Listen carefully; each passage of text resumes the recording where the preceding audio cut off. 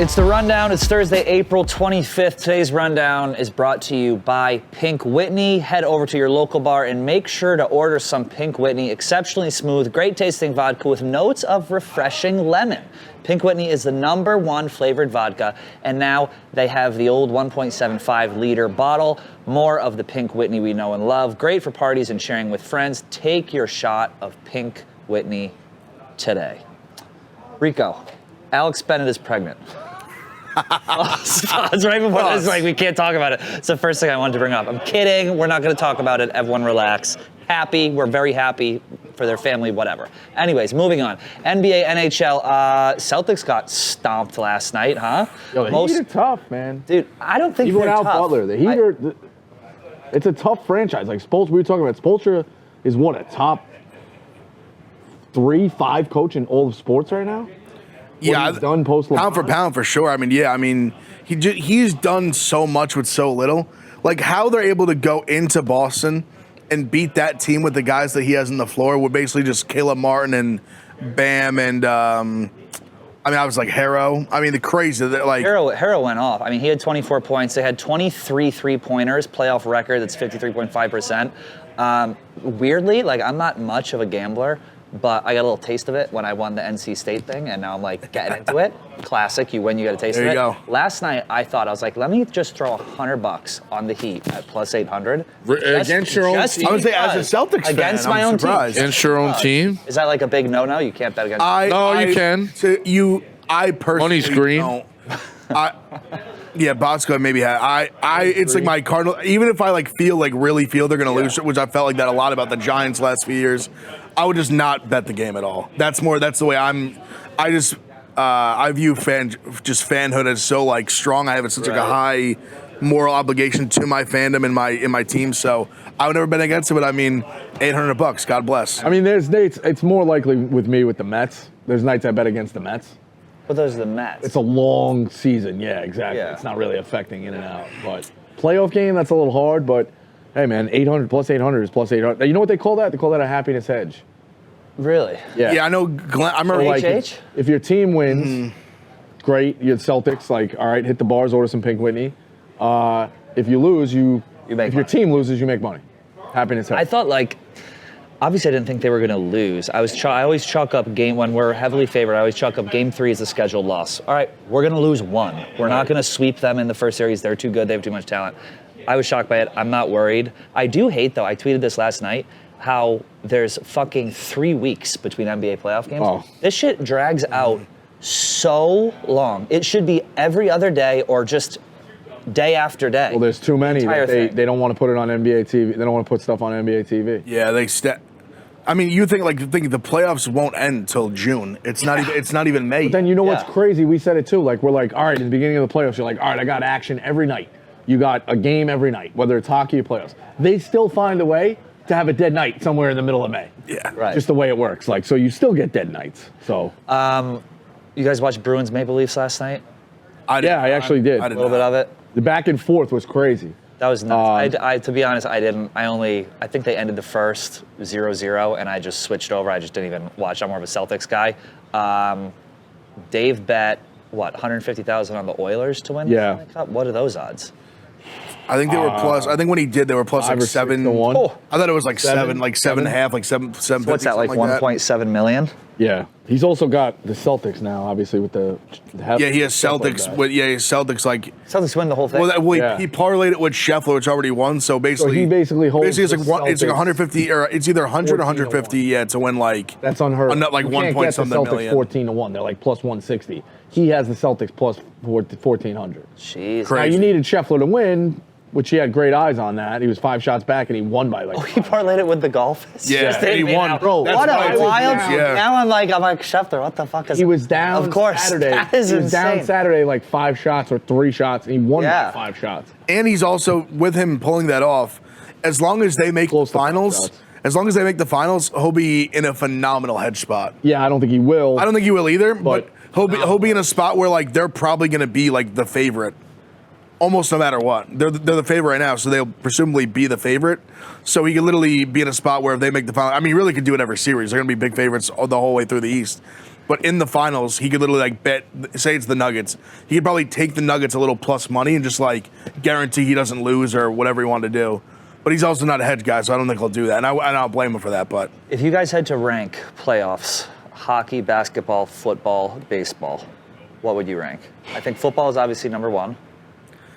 I'll always choose football. I'm just a football guy first. But I would just when it's one game, like how can you like the stakes are just so high every snap, every like everything. Football.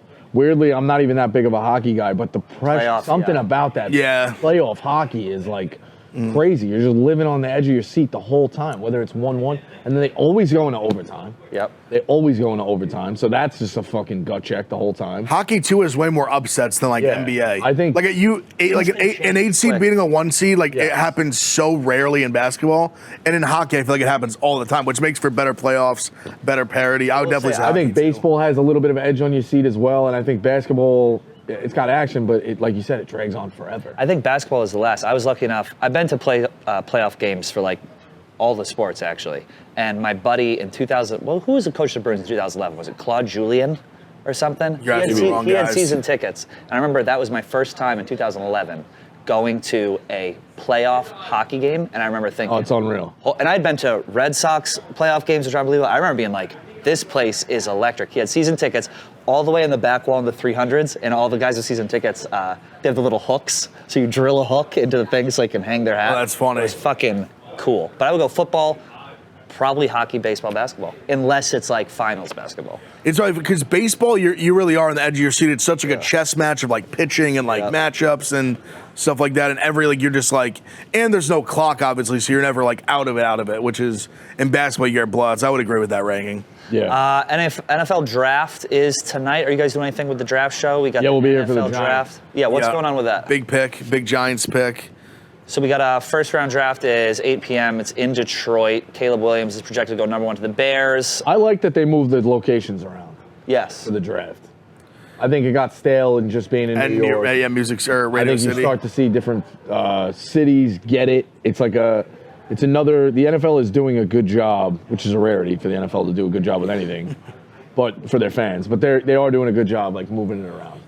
They've gotten crazy turnouts. Yeah. Like you've seen some of those pictures in like Cleveland and like some other places they've done it recently. So many people go to it. So yeah, I'm for it. Good, give some of those like blue collar cities some love. Yeah, exactly. Show the Cleveland, the Detroits, are you familiar with this story? Philly, in Nashville, that there were bachelorette parties like livid. Oh, really? There was the crowds. There's a bunch of Neanderthal, like crazy football fans with their face painted in fucking the middle of it in the end of April. See if you can like find that story. It's unreal. Not that long ago that Nashville had it. Like Nashville Bachelorette NFL Draft. And what's the Barstool? Yeah. The Barstool Draft show tonight. It's the NFL Draft show. It's going to be live everywhere, YouTube, Facebook, everywhere you can find Rumble, You got Brandon Walker, Nick, Frank the Tank, Roan. Yeah, I know, but Che. They're going to be tossing to guys. So here's the clip of the Nashville. We probably won't be able to show it, but they're like just pissed. I love Nashville. Nashville's awesome. They're just like pissed that a bunch of morons showed up. It's unreal. Have you been to the Nashville bar? Not to change the subject. No, I haven't been to Nashville yet. I've been to Scottsdale and Philly and Chicago, obviously. Yeah, I've been in Nashville. It was before we had the bar, so I've been to Nashville Barstool Bar. Joey and I are going on August 8th. We're going to throw a big party there. It's going to be very fun. Hell yeah. Too. Check that out. NowSheWillTour.com. I mean, is there anyone that like sticks out to you guys? Yeah, there's a lot of quarterbacks. There's a lot of quarterbacks. There's Jalen Daniels, Drake May, Jaden Daniels, Drake May. I would like Drake May to fall. I don't know if he will. There's now, I mean, they're talking like obviously this stuff with the draft is still like minute. This will be out in a few hours, but I mean they're saying like the Giants might like try to make a big move and go up to 3 to take Drake May. I could talk myself into Bo Nix. But not I 6. hate. I like that's Bo an Nix. all-time football name. And not Bo personally. Nix? I love him. Oh, buddy. And when I say, like him. Hey, I don't hate him personally. I just think he's not going to be a good NFL quarterback. I think he will he'll be. be bad. Too small? I think he's a screen merchant. I think just the offense they run at Oregon is just very quarterback friendly, if you will. Like you don't really have to like read defenses and things like that. So I just don't think he will translate well to the pros. We got a couple other storylines there. Drake May announced he eats his steak with ketchup, major warning sign. Yeah. That is psychotic behavior. Caleb Williams is painting his nails. He does that. Why is he doing that like the guy from Duke? Is he Yeah. just trying to get a sponsorship deal with a nail polish company? He did it before him, honestly. I think it's kind of like just honestly, is like. You know what this is? This is Gen Z. Yeah, like, well, Gen Z is now becoming 100%. professional athletes. Yes, and when bingo. Gen Z becomes professional athletes, they're going to start doing all the shit that Gen Z does. They're going to be, painting their nails, doing whatever. But it's become like very Wearing high heels. It's become very like rocker, like rapper-esque. Right. Like, I feel like rappers are now kind of like the new age rock stars, and like a lot of them have started kind of doing it. So I feel like that's where it's stemming from. Where obviously the old heads, as they say, don't love that.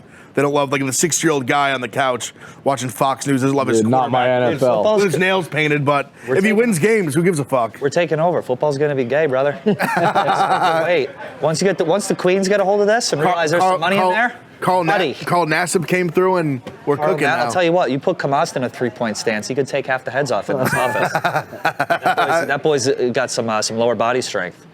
Okay, what do we got? Bronny James, what's he transferring out of USC? Yeah, he's allegedly he's gonna go to Duquesne. Is that looks like? Well, yeah, it's not official. So here's what I don't understand. Maybe you can answer this. Why? He declared for the draft. It was the best friend, LeBron's best friend, who was in that documentary, Drew Joyce. Yes. He's gonna take the Duquesne job. Yeah, he's the coach. Yeah.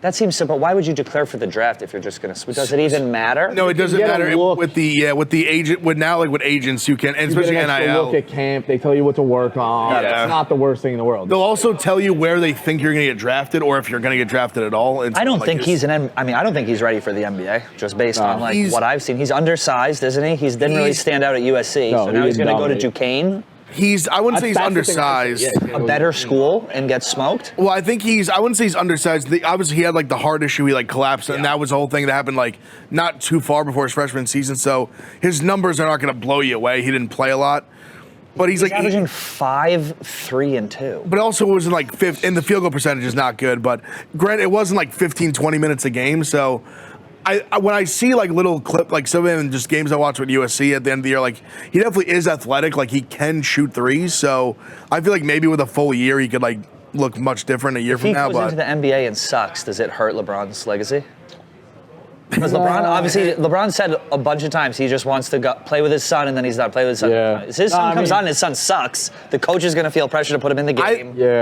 I think he's cooled off of that because I think he realized how bad he is. How dumb that. I think little part of it. I realized how dumb it was to say that because the immense pressure you put on your son in that moment to like be a one and done. Yeah. Which is such like if he's not, and I think the heart thing was a big factor in that, but he's just clearly like should not go to the draft. Like he should definitely play more college. Wait, did Dambrot retire? Yeah. Yeah.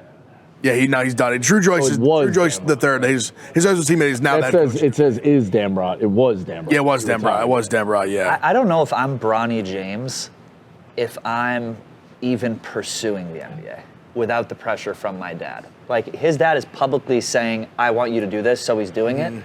But if I'm Bronny, my dad's a billionaire. Go start a fake business. Yeah, like exactly. start a charity. Live your life. Like do your thing. It seems like he's getting a ton of pressure to just live up to something that he's not going to be. Make enough money to afford an apartment. And then He's got another son too that's starting to like come up the ranks. That's going to be choosing his college somewhat soon. Bryce, right? You see that video of him in Bryce. the driveway shooting hoops? No. Yeah, and like at night, it was LeBron and his 2 boys, and they were like calling him out, being like, "You're shit, you're shit," and they were just playing a game of horse. It was wildly entertaining. awesome. That's the kind of shit that makes me like LeBron. The kind of shit that makes me hate Owen Wilson is that he just turned down $12 million to start a movie depicting O.J. Simpson as innocent. His agent took I don't hate this. meeting. They offered him $12 million. Keep in mind, Owen Wilson allegedly is worth about $75, so he doesn't need the money. And then he said, if you think I'm going to take the lead role in a movie about OJ who didn't do it, you got to be kidding me. Like it or hate it. It would be kind of funny if he did it. So it would be pretty funny. The only way that could work that you try to say OJ didn't do it was a comedy. How is he going to play Owen Wilson? If it was so over the top. Yeah. How is he going to play OJ Simpson? Also, so he's playing he's playing the lawyer. Was the he's playing lawyer. Okay. Or he was. They wanted him to play the lawyer. That was over my head. I guess I'm trolling. Obviously, I think it was funny. I mean, I feel like it's more that you see the $12 million. Obviously, we're like, oh my god, $12 million. Like you said, he's worth a ton of money. I'm sure he's I would think he's made more money than that to star in a movie. Maybe maybe I'm wrong. Imagine how much money he made for fucking Marley and Me and the back end on Wedding Crashers. Marley and Me was sad. If he did any of the animated movies, that's where people really make money. Like I feel like it's like he's turning this down. Movies. He did Cars. Okay, so he's rolling Cars. It's like Josh Gad with what's Josh Gad and Elsa? What movie is that? Frozen. He's like, I made more money on that than I did in any other thing I've done. Like I'm sure there's another offer he's going to take that's going to be like, maybe it's not 12, maybe it's 7, maybe it's, it's, and he's not looking where his next meal's coming from. I feel like too, like certain actors who aren't famous, who get a big role and become famous for that role, like obviously the one you think of is like James Gandolfini is Tony Soprano. Yeah. I feel like Owen Wilson has enough roles under his belt. But he doesn't have a famous role. He's not going to become. Right. Does it? I mean, what's his most famous? Wedding Crashers? I got to be Wedding Crashers. Black Down was unbelievable. I would think Wedding Crashers and Marley and Me. Behind Enemy Lines that Owen Wilson did. It was unbelievable. Starsky and Hutch. Starsky and Hutch. Yeah, I would say Wedding Crashers and Marley and Me would probably be the Behind Enemy most Lines notable. he was in? That's a really good movie. I never saw that. Oh my God, that movie is fucking great. If you need something to watch. All right. And not to pivot, but I'm going to pivot anyway. Have you guys seen Baby Reindeer on Netflix? No, you were telling me about that before. I will tell. If you need something to watch after the NFL draft show we're doing tonight, check out Baby Reindeer on Netflix. It is unbelievable. What else we got? We got a new book, tells stories of comedian Sam Kinison being an absolute madman. Rico, you blogged this. Yeah, I saw this in the New York Post. It was crazy. So Kinison gets offered Married with Children, passes, comes back later to guest star, shows up his first day, and it was very 1989, moons the cast, which I found very 1989. People still, I did that at a bar in Denver. Yeah, recently. We need to bring back mooning. Like mooning, mooning is funny. I said, like, does it go away? And Dukes is like, no, it's still funny, but like you get older, and then the bottom starts to hang a little bit. Oh, you're not just getting a moon; you're getting kind of a little bit of a let's call the fruit basket. The sun and the moon. Yeah, you're getting a little of a sun and a moon. Little sack. Yeah, changes it. So he does that, and a way to apologize is he invites everybody to Spago, which I know is like a big restaurant out there in LA. Only to then come back the next day and have strippers deliver lunch to the cast. So that made them uncomfortable. And then he doubles down again and he waves a gun. He brings a gun to the set or goes to his house and waves a gun at the director because the director was looking for his girlfriend who's friends with Kinison. So like Kinison seems like a complete fucking whack job. Have you ever about Kinison? Like his whole story and all that? Like not really. There was a story that Mark Maron told on Howard Stern about Sam Kinison partying with Kinison. I think it's like an 8-minute clip, and it's more of the same. He's like, this guy partied like you would not believe. He would go, he would introduce, he'd walk out on stage, introduce Motley Crue. Oh, this guy tells the story?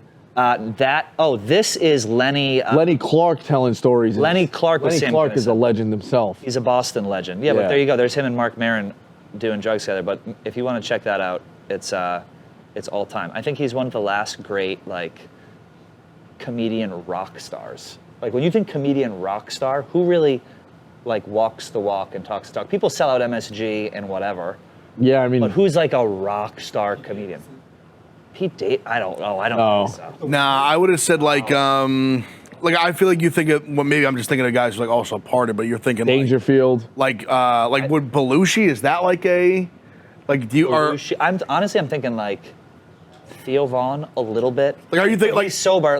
Shane Gillis goes out and rips it up. He's doing the rock star thing. Yeah, but is he as well known? If you showed Shane Gillis' picture to 100 Americans, how many do you think know it? And that's not a disparage on Shane Gillis. Yeah. I just think it's comedians he's got a certain demo for sure. Yeah, he's got Because I feel like I think Shane's a rider. Shane was. If you show him to a bunch of guys that look like me and you, look like us, we'd probably know. Agreed, we would know him, but would the general housewife? No, that's probably fair. They also didn't know, in the 80s, 70s, 80s, 90s, people didn't know that partying was bad for you. It was just very and there wasn't as much to consume. You knew a big comedian because that was all there was. Right. It was 4 cable channels, and that was kind of how it went. You didn't have the internet. Facts. The good old days. Artie, right now. Artie Lang. I don't know if he Lang. Oh yeah, Lang. But I was gonna say I don't know if he was Lang was up there for sure. He was. He was on Stern all the time. I feel like that was. He obviously he liked to have a good time. I always thought Jackie the Joke Man was fucking hilarious on that show. Oh my God, he was a riot. I mean, who else is there? I'd say Dangerfield, I feel like. Dangerfield, Chris Rock. Chris Rock. I mean, I guess you could have said like Farley, R.I.P. Oh, yeah, Farley, Yeah. obviously. Yeah, I don't know. People are too smart now. They take care of their bodies. Very disappointing. After show, we got the draft tonight at 8. You guys talked about that. Barstool Film Festival is this Friday. Trailers look good. Yeah, some of them, dude. Some of them, the one that was Titus and Donnie and I think it was Jerry too, and a few other people. The way the way that looked, it legitimately looked like a real Paramount Pictures big time movie, and they all looked awesome. That one just stood out to me. The trailer that it just looked incredible. I'll tell you, I got to spend some time with Nicky Smokes. Yeah, he's a lot, but he's good. I thought he was going to be a character. That's really who he is. Yeah. Mince, same thing. This is my first time working with them. We were in a movie called G that we did. Miss G? Oh, no, just G. Just G. Okay. But I'll tell you what. Miss Q, that's what it is. Miss Q is one. They came out great. Shout out to everyone who put that together. It's going to be very great. Make sure you check that out on Friday. And then check out the movie. It's called Boy Kills World. Yeah. All right. Anything else? No. All right, guys. Please don't fuck it up, Giants. Don't fuck this up. Don't fuck it up. That's it. That's our rundown.